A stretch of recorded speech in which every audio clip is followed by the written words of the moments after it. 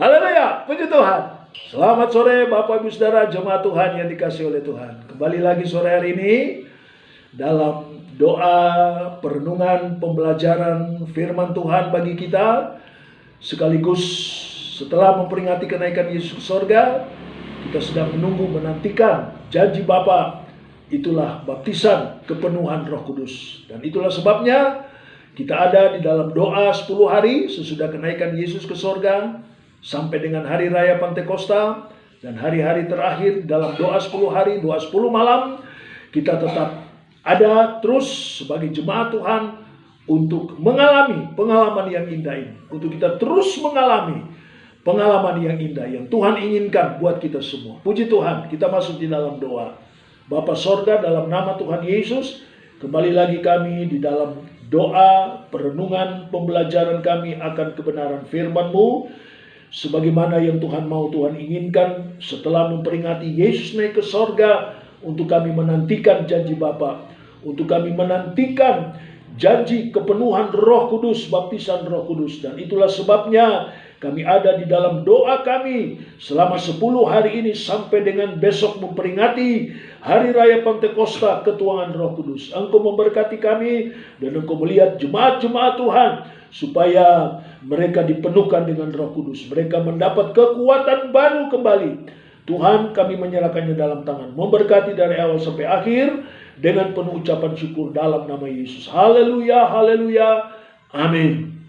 Bapak Ibu Saudara jemaat Tuhan yang dikasihi oleh Tuhan, ya sementara di dalam doa 10 hari, dalam doa kepenuhan Roh Kudus, ya kembali lagi saya ingin menyampaikan ya satu hal yang Tuhan inginkan, Tuhan mau bagi kita untuk kita dapat mengalaminya, pengalaman yang indah itu. Lalu apa yang akan Roh Kudus buat bagi kita? Apa yang akan kita alami setelah janji Bapa itu digenapkan, setelah kita mengalami baptisan dan kepenuhan Roh Kudus? Di dalam Alkitab firman Allah kita melihat begitu banyak apa yang Roh Kudus itu akan buat kepada kita, apa yang Roh Kudus itu akan kerjakan, terlalu banyak. Dari pemahamannya, pengertiannya yang harus dimengerti oleh gereja di akhir zaman ini. Dan itulah buat kita juga pada sore hari ini. Nah, salah satu dari sekian banyak itu, kembali saya ingin mengangkat di dalam Injil Yohanes pasalnya yang ke-7. Apa yang Yesus katakan kepada murid-murid dan orang banyak sebelum dia naik ke sorga. Jauh sebelum dia naik ke sorga.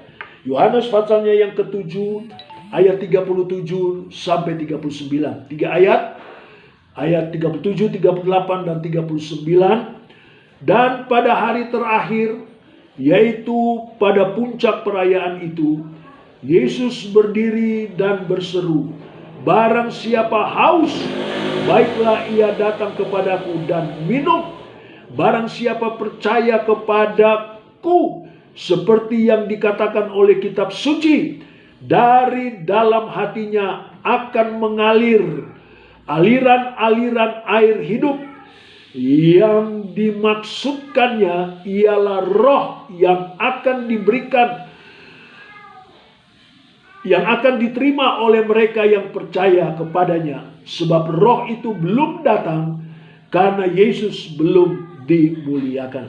Melalui ayat-ayat ini kembali lagi, jauh sebelum Yesus naik ke sorga, Yesus sudah memberikan satu janji, satu pesan untuk memberikan air hidup itu. Dalam judul dari ayat-ayat ini kita melihat air sumber hidup.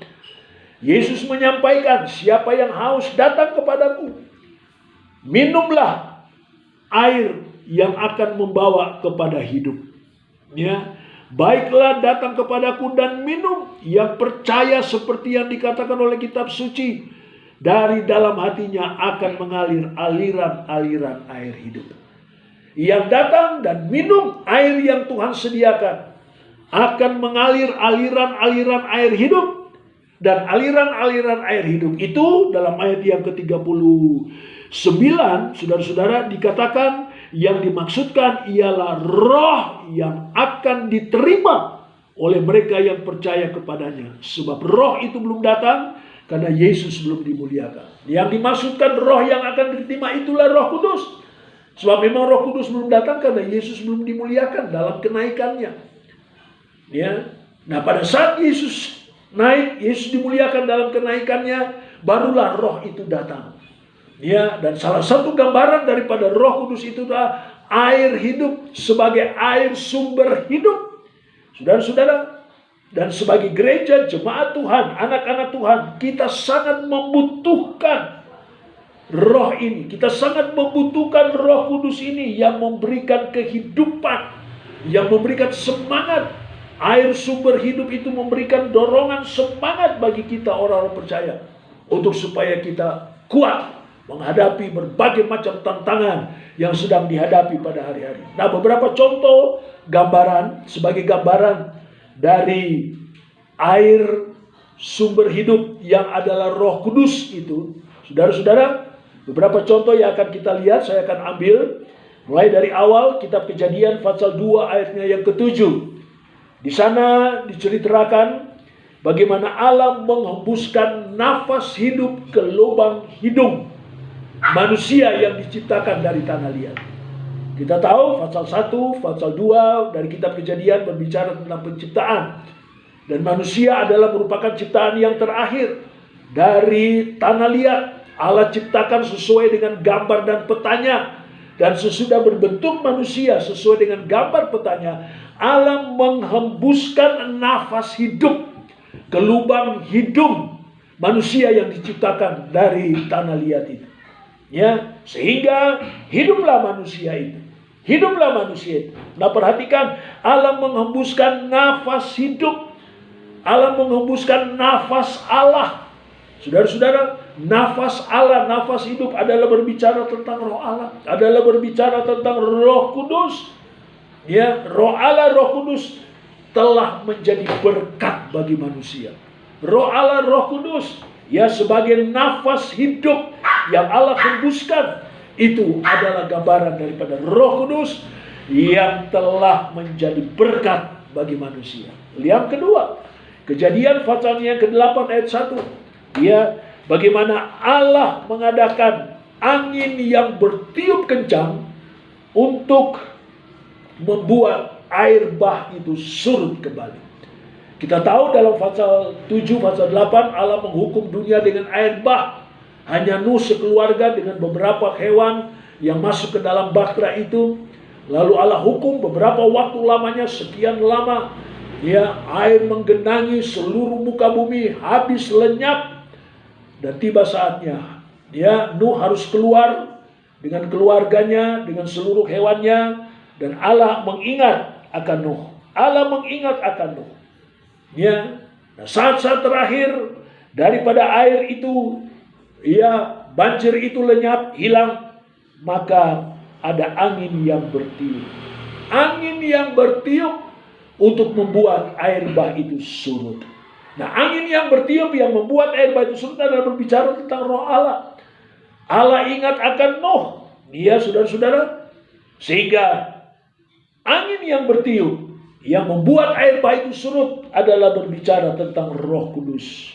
Ya, berbicara tentang Roh Allah yang sudah bertiup dengan pemahaman pengertian bagaimana Roh Allah, Roh Kudus itu telah menjadi perlindungan. Menjadi perlindungan bagi Nuh sekeluarga dengan beberapa hewan. Puji Tuhan. Ini juga akan terjadi buat kita sekarang. Ya, Roh Allah menjadi berkat bagi kita. Nafas Allah dihembuskan dan itu menjadi berkat buat saudara dan saya di hari sana. Ya, angin yang bertiup sebagai Roh Kudusnya Allah menjadi perlindungan bagi Nuh. Nuh selamat dari hukuman air bah. Lalu yang ketiga, Keluaran 14 ayat 21 dan 22. Bagaimana Tuhan membelah laut Kolsom, laut Tiberau, saudara-saudara, dengan suatu angin yang kencang. Setelah bangsa Israel keluar dari Mesir di bawah pimpinan Musa, mereka berjalan sekian waktu, sekian lama, tiba di satu tempat buntu karena di depan terbentang air laut Kolsom. Kanan kiri tebing, belakang Firaun dengan tentaranya mengejar. Israel bersungut. Musa berdoa dan Tuhan tunjukkan. Musa mengambil sebuah tongkat dan Tuhan menyuruh supaya air itu dipukul dengan tongkatnya. Nah, sementara Musa memukul air itu, ya, disertai dengan angin. Puji Tuhan. disertai dengan angin yang membelah laut itu terbelah menjadi dua, dan Israel dapat berjalan kembali. Puji Tuhan, kembali lagi kita melihat angin yang bertiup, yang membelah laut kosong dengan tongkat itu. Tongkat yang Musa pakai adalah berbicara tentang roh Tuhan. Berbicara tentang Roh Kudus, mempunyai gambaran daripada Roh Kudus yang mengartikan Roh Kudus itu menjadi pembuka jalan. Roh Kudus membagi pembuka jalan saat Israel buntu dan angin bertiup. Roh Kudus membuka jalan. Puji Tuhan. Roh Kudus membuka jalan buat saudara dan saya. Tatkala kita sedang menghadapi jalan buntu dalam kehidupan ini, menghadapi begitu banyak masalah persoalan, haleluya, alami hembusan angin Roh Kudus itu. Alami pengalaman ini. Ya, angin itu bertiup. Angin Roh Kudus, dia akan buka jalan buat saudara dan saya. Inilah kegunaannya Roh Kudus dalam hidup kita. Kemudian dalam yang keempat, hal yang keempat, 1 Raja-Raja 19 ayat 11 sampai 13. 1 Raja-Raja 19 ayat 11 sampai 13. Elia dalam keadaan putus asa. Elia dalam keadaan tidak berdaya, dikejar-kejar oleh Isabel. Dia lari. Sampailah dia di satu tempat di bawah sebuah pohon. Dia tergeletak di situ, dia tertidur dalam keadaan lemas. Tuhan tahu, Tuhan melihat keadaan Elia. Saudara-saudara, lalu burung gagak datang, membawa roti dan air minum, membangunkan Elia untuk makan. Saudara-saudara, dan sementara burung gagak itu datang membawa roti, ada angin sepoi-sepoi yang bertiup. Ada angin sepoi-sepoi yang bertiup, dan itulah adalah gambaran dari Roh Allah. Itu adalah gambaran dari Roh Kudus yang bertiup kepada Elia, sehingga Elia dia bangkit kembali. Setelah dia makan minum 2 kali, dia dapat berjalan sekian lama. Saudara-saudara, dan menunjukkan, berbicara bagaimana Roh Tuhan, Roh Kudus yang digambarkan di sini dengan angin sepoi-poi yang bertiup memberikan kekuatan. Memberikan kekuatan. Haleluya. Mari miliki pengalaman kepenuhan Roh Kudus supaya kita menjadi kuat ya di tengah-tengah menghadapi masalah dan persoalan. Lalu yang kelima, Yeskel 37 ayat 9 dan 10. Satu waktu Nabi Yeskel disuruh datang ke satu tempat dan melihat di sana ada begitu banyak tulang-tulang kering yang berserakan. Ya, tulang-tulang kering yang berserakan. Dan Tuhan katakan kepada Yeskel, bernubuatlah. Dan sementara Yeskel bernubuat kepada tulang-tulang kering yang berserakan, Yeskel 37 ayat 9 dan 10, maka angin datang berhembus. Angin datang berhembus pada tulang-tulang kering itu. Ya, dan tulang-tulang kering yang berserakan itu menjadi hidup kembali. Ya, tulang-tulang kering yang berserakan itu dipersatukan oleh hembusan angin. Sementara Yeskel bernubuat dipersatukan oleh hembusan angin. Puji Tuhan. Menggambarkan bagaimana Roh Allah melalui angin yang bertiup ini, melalui angin yang berhembus pada tulang-tulang kering, adalah Roh Kudusnya Tuhan. Roh Kudus yang telah bertiup ya kepada tulang kering, dan tulang kering itu hidup kembali. Menunjukkan, menggambarkan Roh Kudus itu mempersatukan. Roh Kudus mempersatukan. Yang sudah kering berserakan dipersatukan oleh Roh Kudus. Allah memang mau gereja, umat Tuhan, jemaat Tuhan ya bersatu. Jangan tercerai-berai. Allah tidak mau. Dan itulah sebabnya Roh Kudus datang ya untuk mempersatukan kita. Puji Tuhan. Yang keenam, Yohanes 20 ayatnya yang ke-22.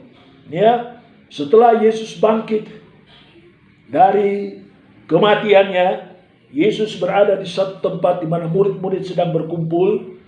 Dan saat Yesus tiba, maka dikatakan Yohanes 20 ayat 22, Yesus memberikan hembusan kepada murid-murid. Yesus berhembus, Yesus memberikan hembusan.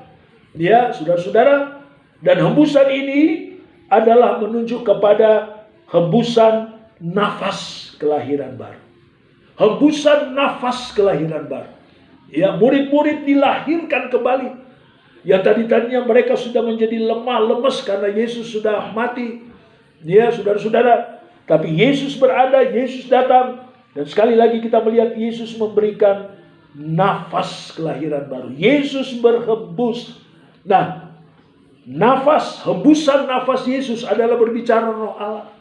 Hembusan nafas Yesus adalah berbicara Roh Kudus yang telah memberikan suatu kelahiran baru. Ya, nafas kelahiran baru.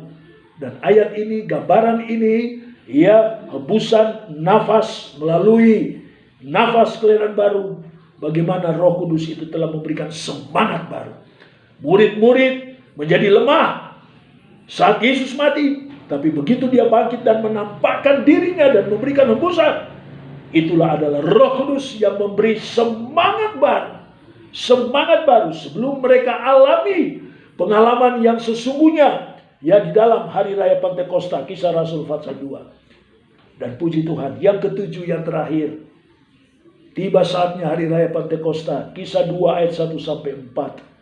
Kita membaca pada saat hari raya Pentakosta, angin bertiup secara besar-besaran.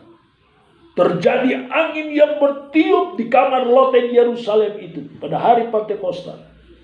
120 murid yang berkumpul di kamar loteng itu, mereka dipenuhkan dengan Roh Kudus. Mereka dibaptis dengan Roh Kudus.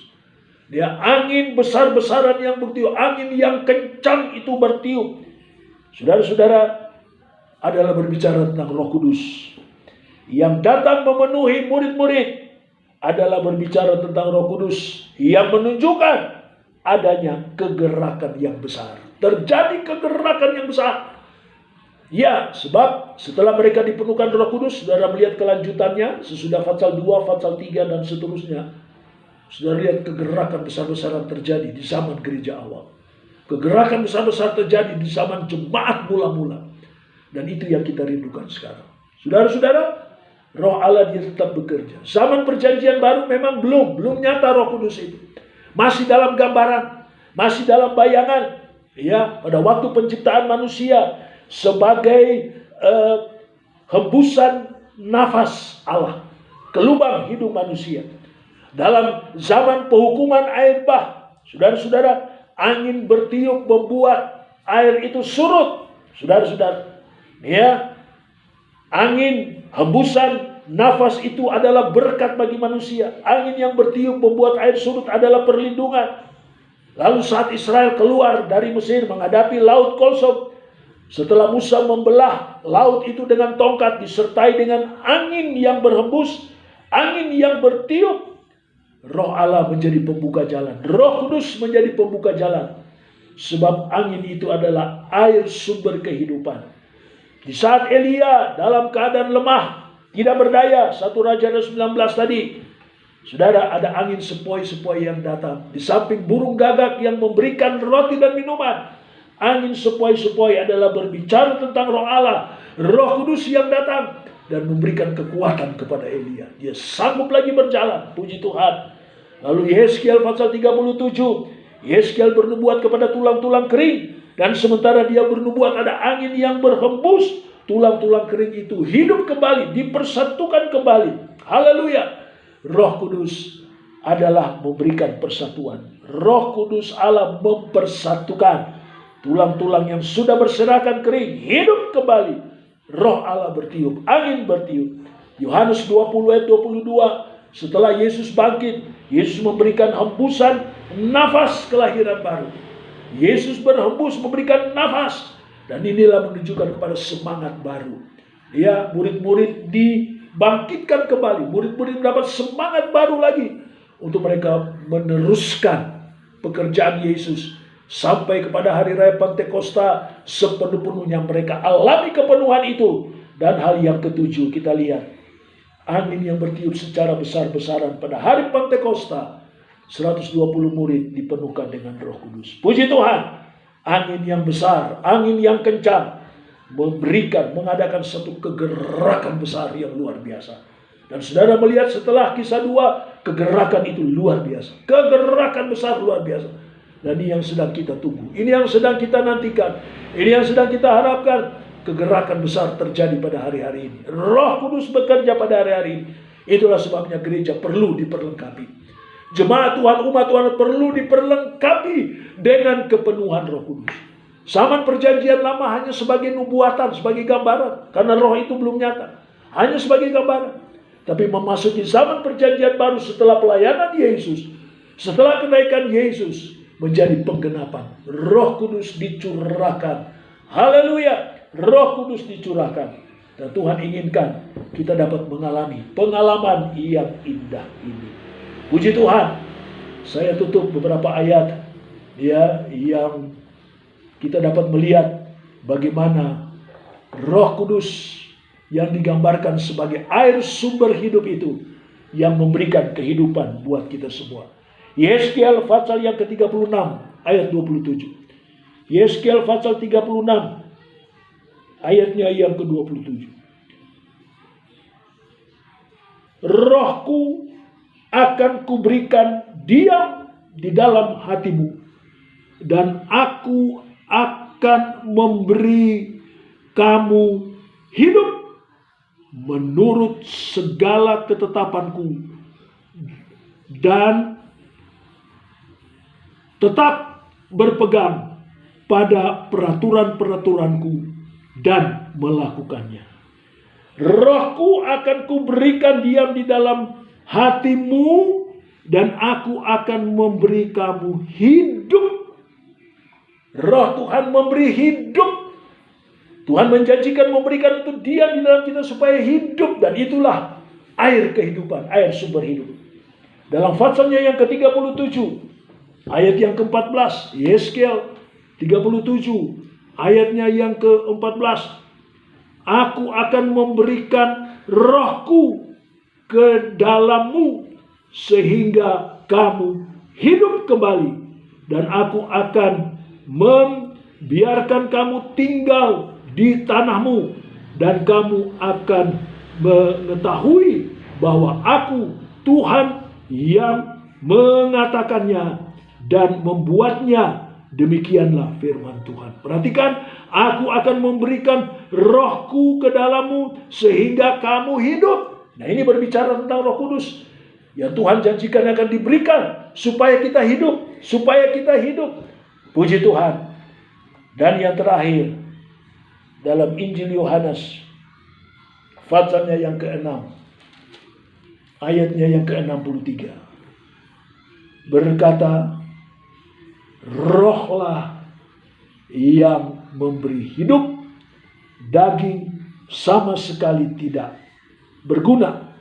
Perkataan yang kukatakan kepadamu, itulah roh dan hidup. Rohlah yang memberi hidup, rohlah yang menghidupkan. Terjemahan lama, rohlah yang menghidupkan, daging tidak. Perkataan-perkataan yang kuberikan kepadamu, itulah roh dan hidup. Perkataan-perkataan itulah firman. Roh dan firman memberi hidup. Dalam terjemahan sehari-hari, ayat ini dia berkata, Yohanes 6 ayat 63, Roh Kudus memberi hidup yang kekal. Kalimat ini, Roh Kudus yang memberi hidup yang kekal. Puji Tuhan, kita sangat membutuhkannya. Ya, mari saudara-saudara, masuklah. Tiada bosan-bosannya saya katakan, alamilah pengalaman yang indah ini. Terus, jemaat Tuhan, alami pengalaman kepenuhan Roh Kudus. Haleluya. Saudara akan melihat banyak hal Roh Kudus akan kerjakan. Salah satunya dalam 7 hal tadi yang kita lihat. Dia dari hembusan nafas Allah, dari angin yang bertiup. Haleluya. Roh itu menjadi berkat. Roh Kudus menjadi berkat. Roh Kudus menjadi perlindungan. Roh Kudus itu menjadi pembuka jalan buat saudara dan saya. Roh Kudus itu memberikan kekuatan. Roh Kudus itu mempersatukan kita. Roh Kudus itu memberikan semangat. Roh Kudus memberikan semangat baru. Dan Roh Kudus memberikan kegerakan yang besar. Tuhan menolong dan memberkati kita dengan perenungan, pembelajaran, sehubungan dengan doa kita menantikan janji Tuhan, menantikan kepenuhan roh itu. Nah, alami sekali lagi pengalaman yang indah. Tuhan memberkati, kita masuk dalam doa. Haleluya. Bapa sorga, di dalam nama Tuhan Yesus, bekerjalah bagi kami sebagai umat-Mu, gereja-Mu pada hari-hari ini. Kami sangat merindukan di akhir zaman ini, Roh Kudus itu bekerja. Roh Kudus itu nyata melalui kuasa-Mu yang luar biasa, sebagaimana yang Yesus gambarkan sebagai air sumber hidup. Air sumber hidup. Roh Kudus sebagai air yang menghidupkan. Haleluya. Dan Roh Kudus yang akan memberkati. Roh Kudus yang akan menjadi perlindungan. Roh Kudus yang akan membuka jalan. Roh Kudus menjadi kekuatan. Roh Kudus yang mempersatukan. Roh Kudus yang akan memberikan semangat baru. Roh Kudus yang akan mengadakan kegerakan besar pada hari-hari ini. Berkati seluruh jemaat Tuhan. Dan bagi mereka yang sudah mendengarkan perenungan dan pembelajaran ini, meteraikan itu, Roh Kudus ada di dalam kami. Terima kasih Tuhan, sampai nanti Engkau datang kali yang kedua, kami dibawa masuk di dalam kemuliaan-Mu, karena minyak itu ada di dalam kami, karena pakaian Roh Kudus itu ada dalam kami. Berkati seluruh jemaat Tuhan dalam hidup mereka, rumah tangga, usaha, pekerjaan, mata pencarian, anak-anak dalam studi sekolah, berkati. Kembali lagi hamba-Mu berdoa bagi seluruh jemaat ini. Tuhan tolong apa yang selalu mereka terus beri dan buat bagi Tuhan pekerjaan-Mu, korban persembahan, korban tatangan, korban ucapan syukur, berkati sebenarnya firman-Mu, bahkan perpuluhan sebagai hak milik Tuhan yang mereka terus bawa, mereka kembalikan sebagai milik Tuhan. Mereka bawa itu karena mereka melakukan ajaran firman-Mu, melakukan ajaran firman-Mu. Firman-Mu mengajar dan mengingatkannya, dan sebagaimana janji firman-Mu, tingkap-tingkap sorga, pintu langit sorga, Tuhan buka dan terus Tuhan limpahkan dengan tiada henti-hentinya, limpahkan kepada jemaat yang sangat mengasihi dan pekerjaan Tuhan. Terima kasih. Dengan segala pengucapan syukur, tolong kami pada hari-hari ini, pemerintah bangsa negara kami dengan masalah virus yang harus kami hadapi. Tapi kami bersyukur sudah ada jalan keluar, sudah ada berita yang kami terima, dan Tuhan buka jalan supaya dengan secepatnya kami sangat rindu untuk kami dapat beribadah kembali dalam rumah Tuhan. Buka jalan dan buka jalan Tuhan. Secepatnya Tuhan tolong, Tuhan tolong. Dengan penuh ucapan syukur, Tuhan sudah lalukan semua gangguan-gangguan ini, dan penuh sukacita kami boleh datang kembali kepada Tuhan. Dalam nama Yesus, terima kasih Tuhan. Sukacita, damai sejahtera Tuhan menyertai seluruh jemaat Tuhan dalam hari-hari yang harus mereka jalani sampai Maranatha, Yesus datang kali yang kedua. Haleluya, haleluya. Semua yang percaya berkata amin. Tuhan memberkati Bapak Ibu Saudara semua.